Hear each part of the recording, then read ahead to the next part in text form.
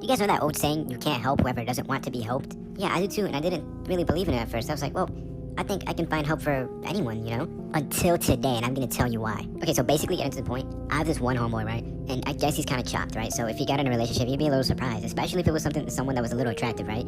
So my homegirl comes up to me, and she's like, oh, did you know that he's in a relationship now? And I was like, oh, really, with who? And it was like, some girl, she's from a different school, though. And then she leads in the whisper, and was like, I heard she's a school thought, though. And I was like, oh, no. Knowing my homeboy, because he was like, low-key kind of chopped, I knew he would low-key be happy as fuck, though, because he probably thought, like, she was the one. And I was like, oh, shit, dude. So me and my homegirl, obviously caring for him, we're like, okay, but we gotta tell him to separate with her because she has a bad reputation over there with getting with different people while she's in a relationship. I mean, we gotta tell him at one point, and we agreed. So at the end of the day, we're outside waiting for our parents to pick us up, right?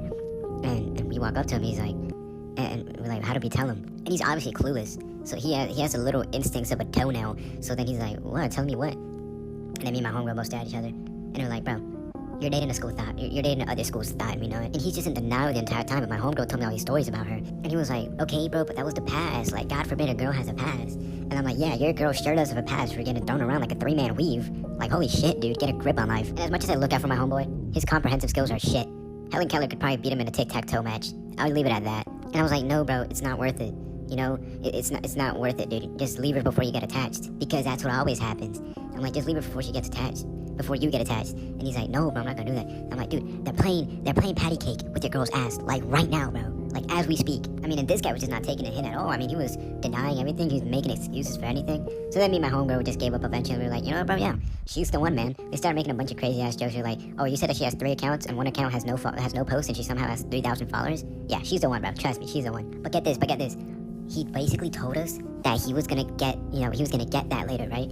And my homegirl had told me that there are rumors, but very primary source rumors of her, you know, having a reputation for that at her school. And I just shook my head, bro. I was like, no, dude, you're gonna wake up the next morning, there's gonna be warts all over your shit, bro. It's not worth it, I promise. I mean, I told him his shit would be looking like it directly came out of the chum bucket after a night with her. But, you know, this fucker didn't want to listen, like, at all. So, I mean, what am I to do at that point? I mean, I guess he did it to himself, man. Honestly, I'll never understand the point of cheating. Like, if you really don't like your partner, just tell them. Like, just straight up. Just tell them. I promise you, it's gonna save a lot more pain than it is by you cheating on them. Like, I really don't get cheating. I mean, it's like the worst thing you can do. If you've ever done it, you're like a low-life piece of shit. I'm sorry.